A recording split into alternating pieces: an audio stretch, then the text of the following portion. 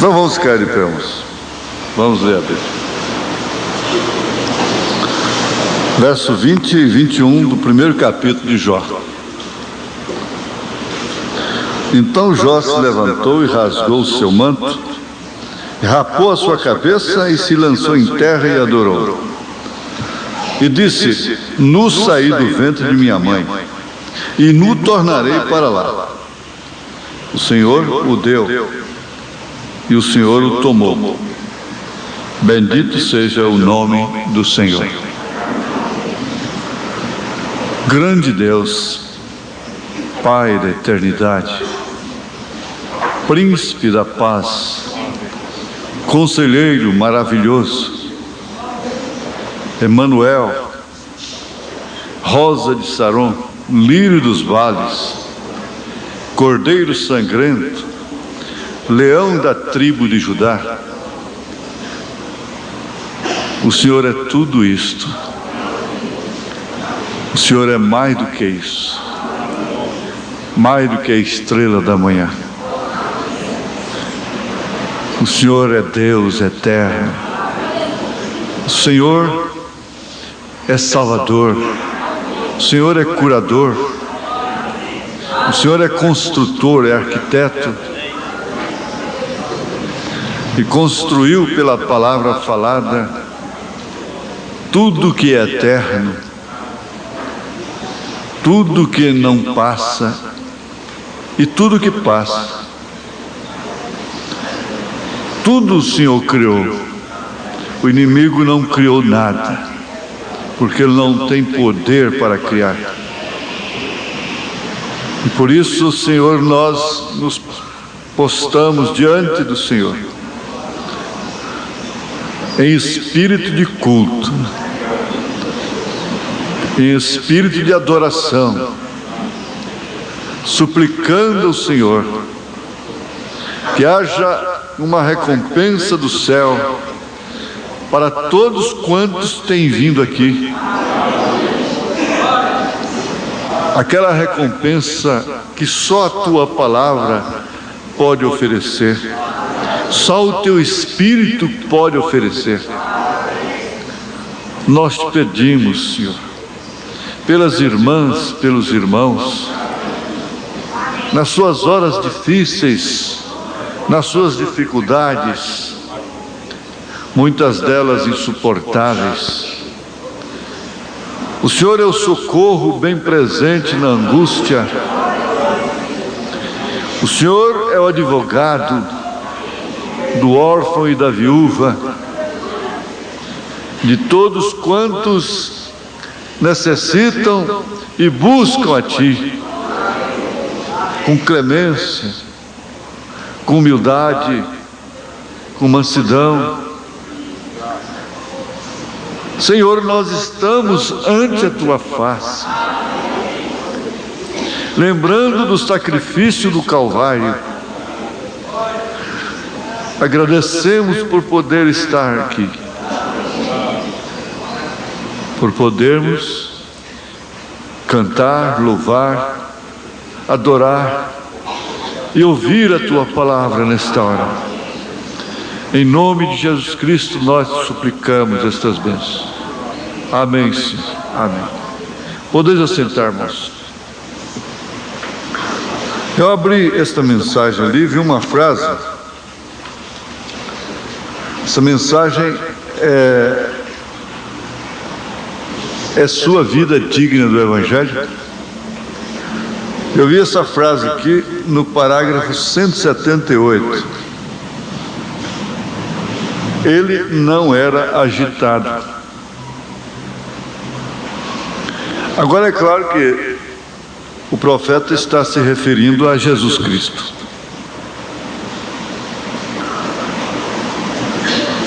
E nós acabamos de ler aqui nas Escrituras sobre Jó.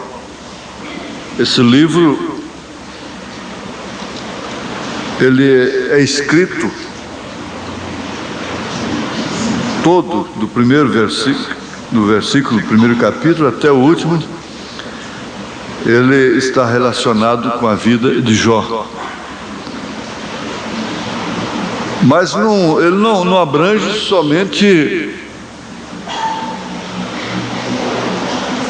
a sua parte física, porque a Bíblia, ela não se relaciona conosco somente em relação à parte física, material. E quando Deus trata com o homem, naturalmente o seu corpo é envolvido, a sua vida é envolvida, como os seus familiares, os seus próprios filhos e filhas, seus bens, todos foram envolvidos na questão. Mas para quê? Para que tivéssemos aqui uma declaração tão patente, tão consistente, tão convicta como aquela: eu sei que o meu Redentor vive, e que Ele me chamará e eu lhe responderei. Ele afirmou de uma maneira convicta que ele sabia que a sua vida passaria de uma forma ou de outra. Quer continuasse boa como vinha até ali, seus filhos, seu gado aumentando, suas riquezas, aquilo que o diabo alegou lá diante de Deus, vai tudo bem para ele. Mesmo que não tivesse lhe acontecido coisa alguma que viesse ser uma contradição tão tremenda na sua vida, que viesse a ser um choque através do qual ele manifestaria, deixaria esse livro na Bíblia, que o crente não é só crente enquanto as coisas vão bem, que o crente pode ser crente também quando tudo vai mal, em relação a si próprio.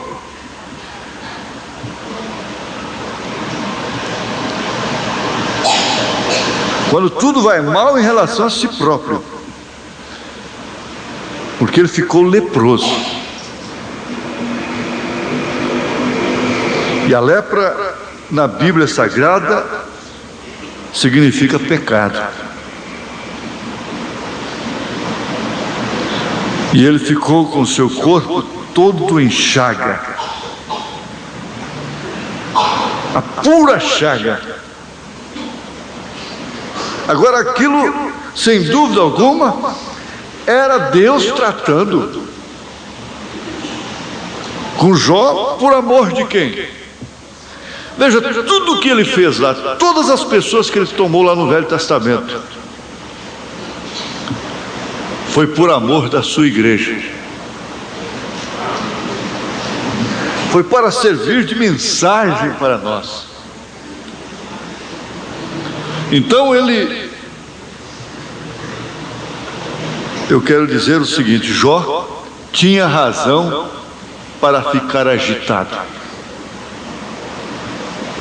Aliás, como um ser humano que era, normal, natural, como nós, como qualquer um de nós, com sentimentos paternos, humanos,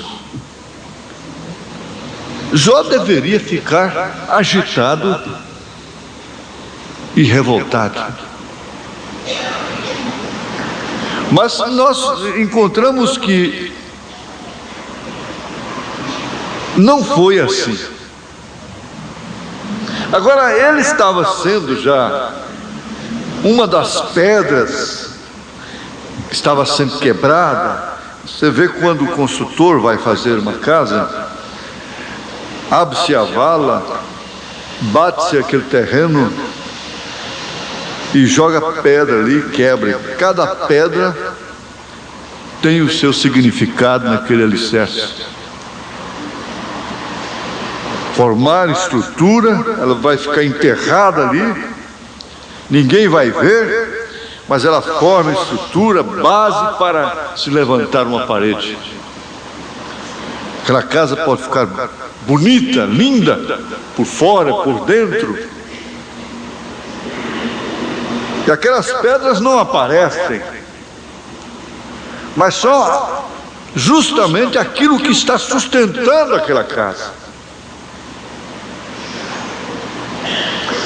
E estas pessoas foram pedras quebradas.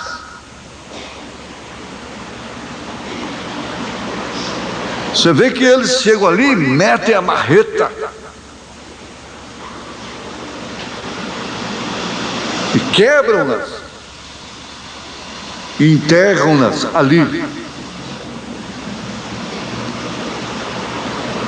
Paulo falou isso, veja só como ele disse lá em Efésios capítulo 2, né, verso 20. Ele fala do fundamento da igreja de Jesus Cristo. O fundamento dos profetas e dos apóstolos. Isso quer dizer, foram pedras que foram fincadas para o alicerce da igreja. E o mesmo São Paulo disse que estas coisas aqui do Velho Testamento foram escritas como sombras para nós. Ele disse isso, acho que é 1 Coríntios capítulo 10. 1 Coríntios capítulo 10. É isso mesmo. Ele disse: ora, irmãos, não quero que ignoreis que nossos pais estiveram todos debaixo da nuvem, e todos passaram pelo mar, e todos foram batizados em Moisés, na nuvem e no mar, e todos comeram do mesmo maná, do mesmo manjar espiritual, e beberam todos de uma mesma bebida espiritual, porque bebiam da pedra espiritual que os seguia. E a pedra era Cristo. Mas Deus não se agradou da maior parte deles, pelo que foram prostrados no deserto. E estas coisas foram-nos feitas em figura, para que não cobicemos as coisas más, como eles cobiçaram. Não vos façais, pois, de idólatras, como alguns deles, conforme está escrito. O povo assentou-se a comer e a beber e levantou-se para folgar. Então ele continua aconselhando, mas disse: essas coisas foram feitas em figura. E elas então formariam o alicerce. Olha, ninguém pode tomar ninguém como tipo, a não ser o profeta. Mas o profeta tomou, por exemplo, Abraão como tipo da noiva. E Abraão viveu exclusivamente naquela dispensação de Deus, e teve aquele tipo de vida. Sua mulher foi estéril, não concebeu durante a sua mocidade, durante o tempo que ela tinha possibilidade como mulher de conceber. Tudo já com o propósito de Deus, para ficar escrito sobre sua fé. Então aquilo é alicerce, é pedra fincada no grande edifício de Deus.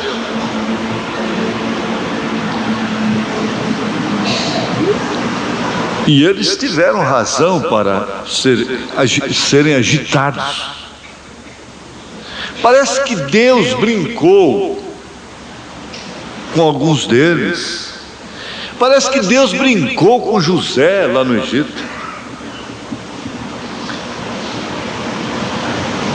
E Deus deu permissão para Satanás brincar com Jó.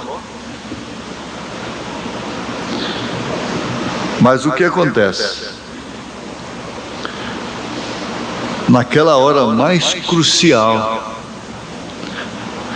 No instante que tudo que Jó fizesse determinaria o seu destino. Chega um instante que a mulher, o homem, a pessoa, mesmo a criança,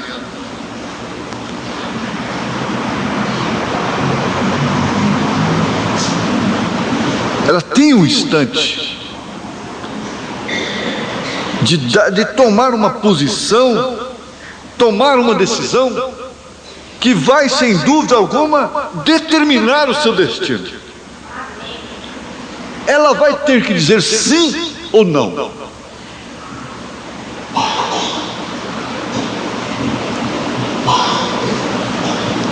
Definidamente. Num negócio, num carro que está comprando, o vendedor, a vendedora, usa todos os argumentos para constranger a gente. Mas chega a hora de você ter que dizer assim: não, eu não vou comprar. E se levantar e se despedir e ir embora. Ou então eu vou comprar. Eu quero. Chega a hora de você dizer sim para o casamento. E aquilo vai determinar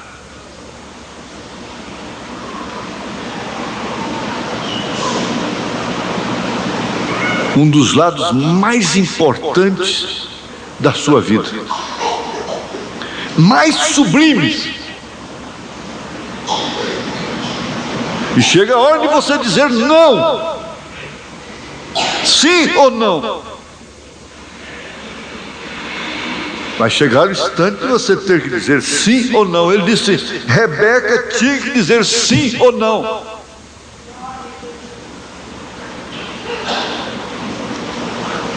E naquela hora, quando o mensageiro disse: procura a menina, vamos, deixa ela decidir.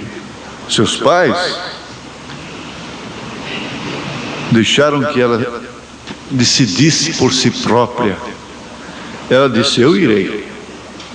Com aquilo determinou que a Rebeca foi a noiva, a esposa de Isaac, o filho da promessa de Deus a Abraão. Ela não sabia realmente o que estava acontecendo, mas ela teve que decidir. E aquilo determinou que seu nome ficasse nas Escrituras como aquela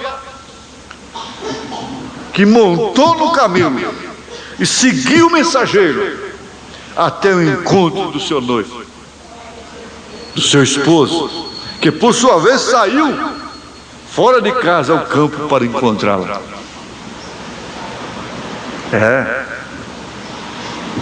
Há momentos que você vai sendo levado até que você tem que dizer não.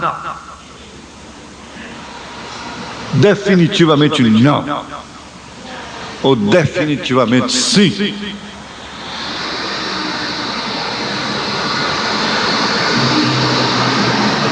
Aquela experiência do irmão Branham nunca fica velha.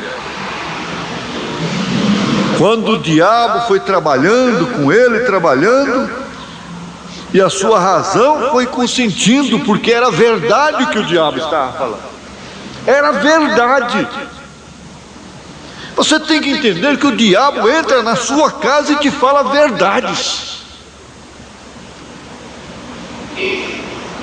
Entra através da mãe, entra através do pai, entra através de irmã, através de irmão, através de cunhado, cunhada, tio, primo, prima, namorada, namorado.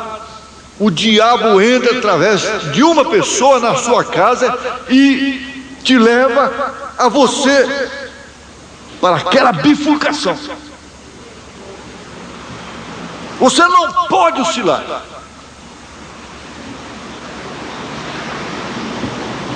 E lá estava ele, você conhece a experiência, sobre sua filhinha, que era o que lhe restava, junto com Billy Paul, que lhe restava com Billy Paul.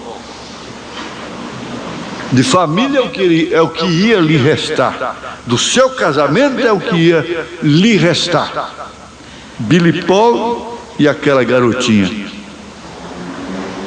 Mas a menina ia morrer de todas as formas. Com meningite. Sua esposa já estava morta. Seu pai também, seu irmão. É aquela fase que cai na vida de certas famílias, de certos homens, determinadas fases, que se ele passar por aquela fase, ele chega lá. Existe uma fase que assim, uma coisa chama a outra.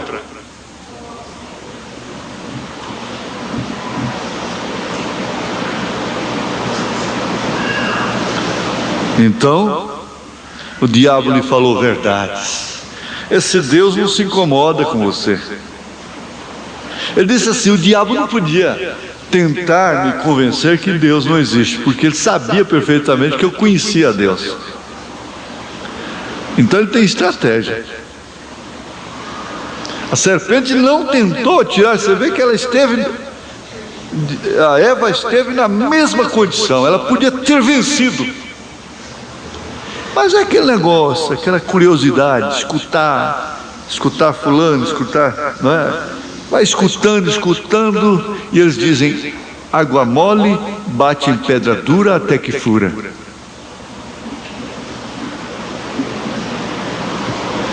Aí então o diabo disse para ele, e você sabe que o diabo estava usando a sua próprio raciocínio, sua própria razão. Se Deus não se incomoda com você, Ele cura os outros, Ele ressuscita mortos, Ele ouve sua oração e cura câncer, mas agora pela sua filha, pela sua mulher, por você mesmo, Ele não faz nada. Ele disse: está certo. Ele está falando a pura verdade. Eu estou abandonado.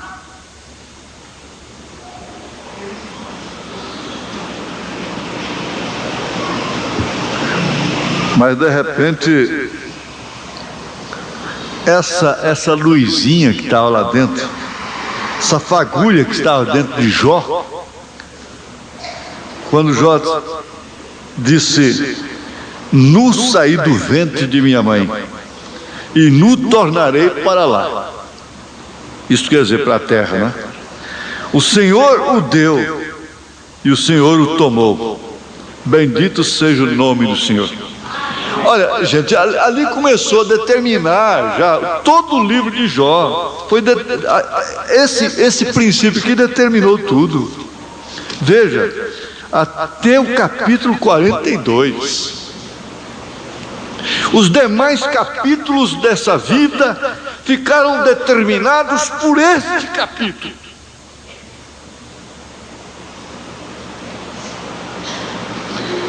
Há capítulo na sua vida que vai determinar todos os demais.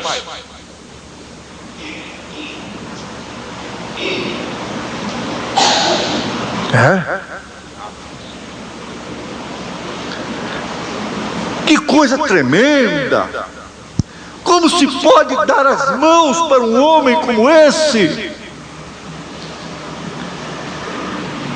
É por isso que eu digo, a gente tem que estar com os filhos de Deus, com os eleitos de Deus, que amam esse profeta de Deus. Mesmo nas horas mais difíceis, contraditórias, mortos de uma maneira contraditória, seja de que forma for.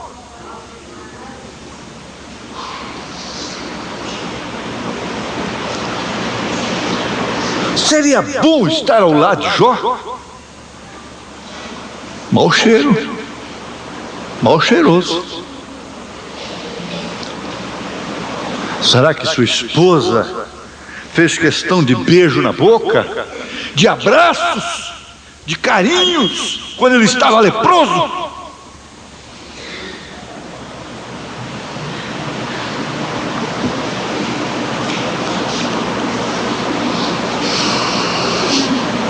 Naquela hora ela tinha que cuidar da sua própria saúde, Seria imprudente ela abraçar e beijar, dormir, deitar com um homem leproso. Mas que privilégio, que privilégio. Teria aquela pessoa que ficasse ao lado de Jó, sentado com ele lá, não da forma que aqueles denominacionais ficaram.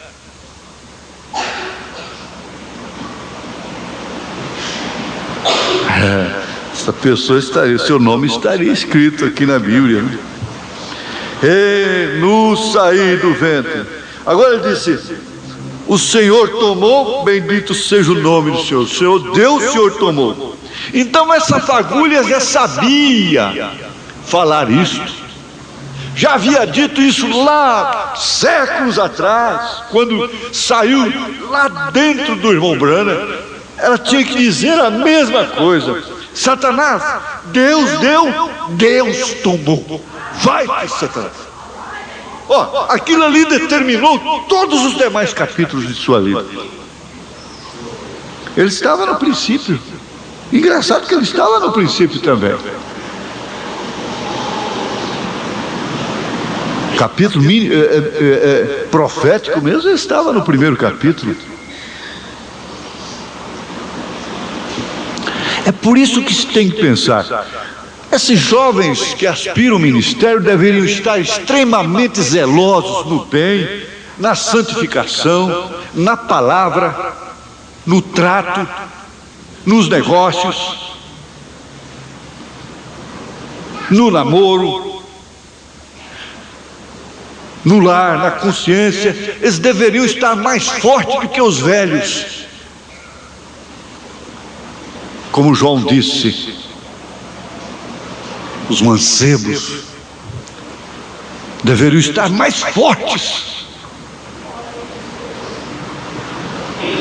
Porque se começa de uma maneira relaxada, de que maneira vai chegar lá no fim? De que maneira chegará no fim? Apostatados. Isso é matemática.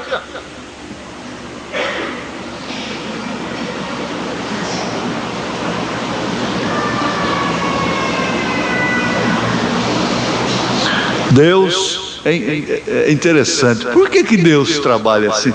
Eu propus uma coisa. Eu não quero fazer pergunta para Deus. Perguntar para Deus, mas por que morre assim? Por que morreu assim? Porque eu não quero fazer pergunta. Não faça perguntas. Não pergunte nada. Pare de perguntar. O irmão Branham disse: você nunca poderá passar de sua interrogação.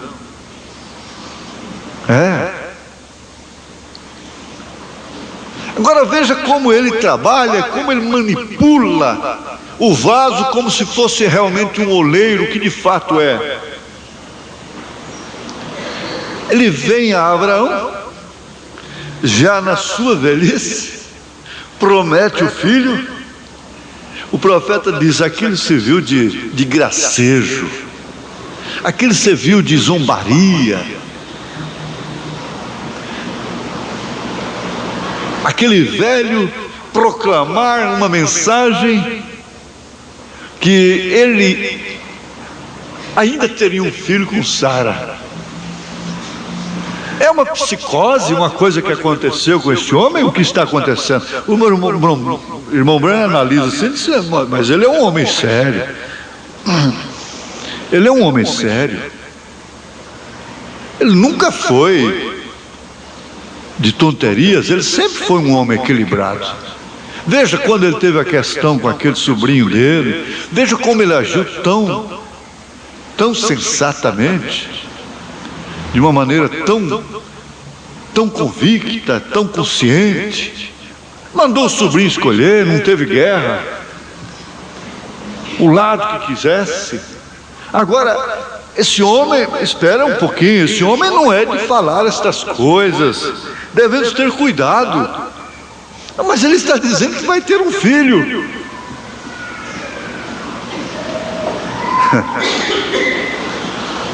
Irmãos, tudo isso aconteceu.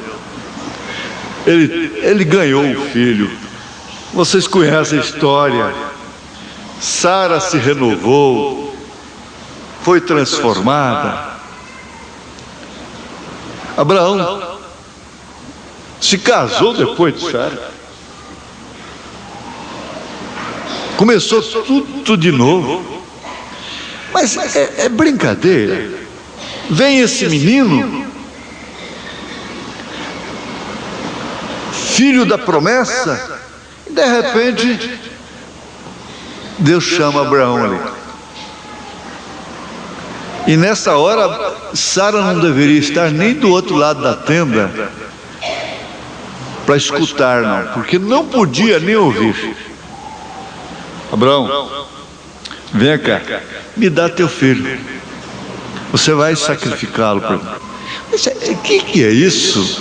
Eu não estava pedindo filho para o Senhor, mas agora que eu amo tanto esse menino, o Senhor vem e me pede para sacrificá-lo. Olha, Jesus vem e te pede, o mínimo você não pode oferecer. Pede que você apenas resista um pouco desse mundanismo, dessa moda nojenta, dessa vida pesada de pecado. Você não quer, nega. Às vezes, eu estou falando você em termos, vocês entendem, os irmãos, as irmãs aqui entendem, mas essa fita vai para longe. Às vezes pessoas que não querem podem ouvi-las e passarem a querer. O quanto Deus exigiu daqueles homens, e hoje Ele só pede para nos dar. Ele só quer dar. Ele não pede nada de nós, a não ser para a gente receber o que Ele quer dar.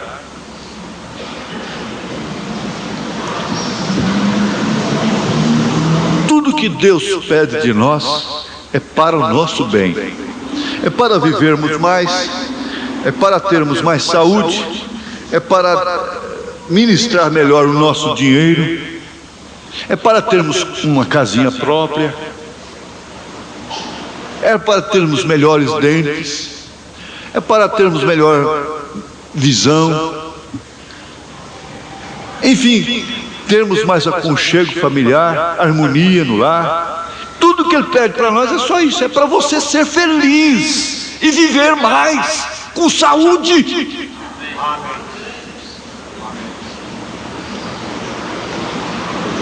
E chega lá e pede Isaac, a coisa, o rebento, que rebentou como uma rosa no jardim de Abraão. Agora ele chega e diz: olha, me ofereça Isaac. É brincadeira? Não. Tudo por amor de nós. Tudo como figura para nós. E lá vai o Abraão oferecer o Isaac. Só tem uma coisa, que Deus não pede nada que Ele não tenha dado primeiro.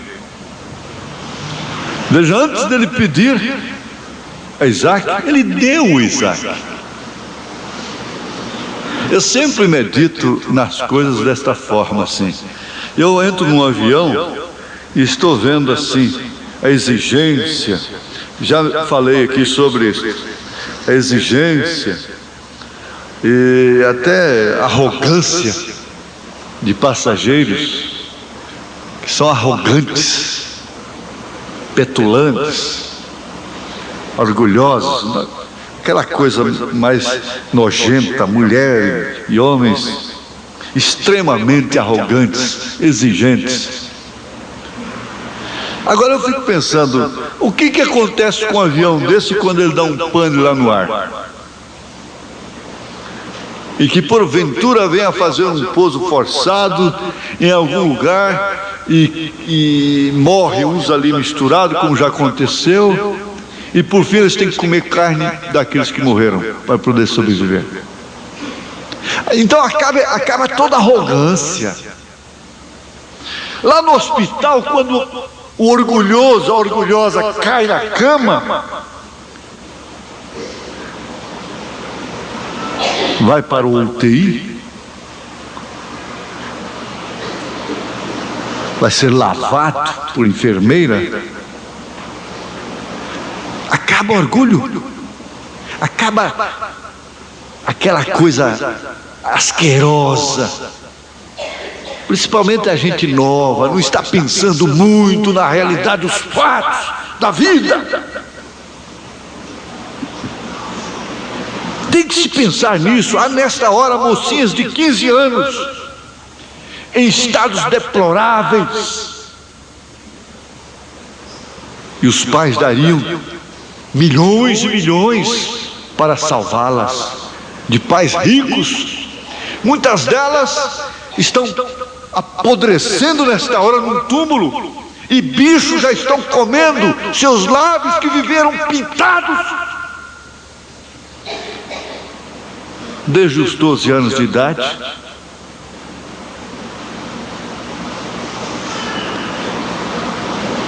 A defunta, com 3 dias, 4 dias, vira puro bicho, coró, aquela coisa branca, aquelas coisas mexendo assim, ó. Vocês têm que pensar nisso, sim. Eles deviam passar isso na televisão.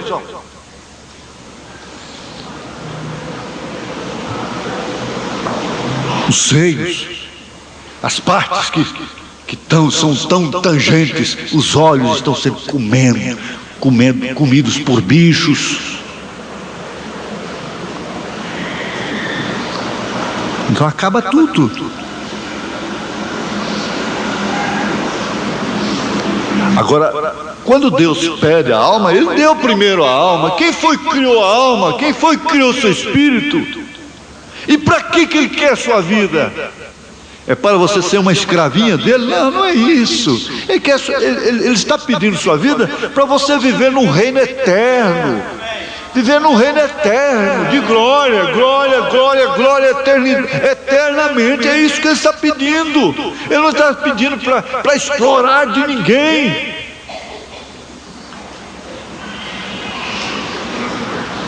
Agora, ele deu Isaac primeiro para Abraão, depois lhe pediu.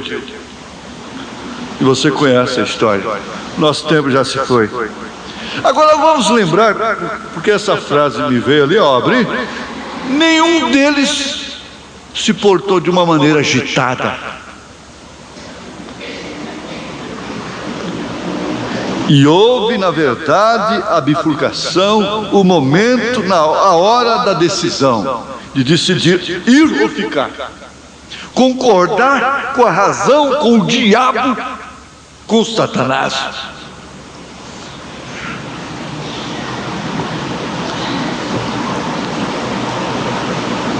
E ir para o meio dos loucos, onde era o lugar da mulher de Jó.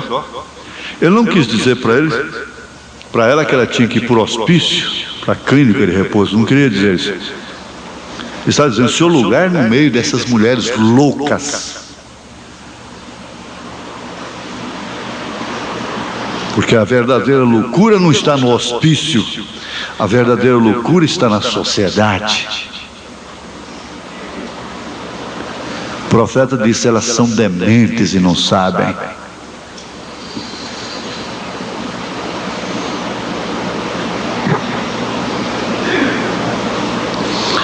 Ele não era agitado.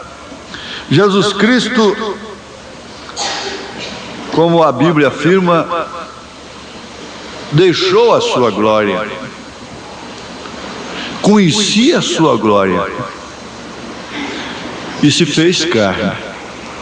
Agora, uma certa feita, o irmão Branham, com um irmão que gostava de caçar com ele disse: irmão Branham, a gente vai caçar no milênio? Ele disse: não, irmão, lá no milênio ninguém morre, nada morre no milênio, nada morre. Você viu? Nem animal, nada, nem pessoas. Não há cemitério no milênio, não há hospital no milênio. No milênio não tem nem Bíblia. Para dizer faça aquilo, não faça aquilo. Não, lá não tem. Ele disse, irmão Branham, eu tenho isso no sangue, eu sei. Todo caçador lamenta saber que não pode caçar mais. É tão triste a gente saber que não pode caçar mais. Os dois únicos esportes bíblicos, o diabo tirou da terra. Não, da terra não. Apesar que o país desenvolvido tem a caça e a pesca, não é? Nesse país subdesenvolvido é que... Mas os desenvolvidos têm, na Europa, Estados Unidos, grande parte da África tem a caça e a pesca. E onde tem a caça programada, os bichos fazem aumentar, está aumentando. E onde é proibido, está acabando. Mas o que acontece é o seguinte, aquele irmão ficou naturalmente meio assim, sem graça, né? Quer dizer, o milênio vai ser tão bom. E uma das coisas melhores que existe é caçar. O irmão Branham disse para ele, irmão, se você tivesse sido um porco e viesse a se transformar em homem, você gostaria de voltar a ser porco novamente? Ele disse, não, irmão Branham, não, que é isso? Jamais, né? Ora, o que é porco? O porco leva a vida mais triste. Porco tem que engordar de qualquer forma. E se ele soubesse, ele não comeria tanto. Mas comendo tanto, ele se engorda. E engordando, só tem uma coisa para acontecer com ele. É ir para lá, tá? Disso depois de viver na lama, fuçar lama e tanta coisa, você sabe a vida de porco como é que é. Ora, um homem voltar a ser porco depois de ter sido um porco? Não. É a mesma coisa, você uma vez esteve na comunhão, foi lavada, batizada em nome de Jesus Cristo. Pedro usou essa expressão, você vai querer voltar para a lama? Você não quer, ninguém quer.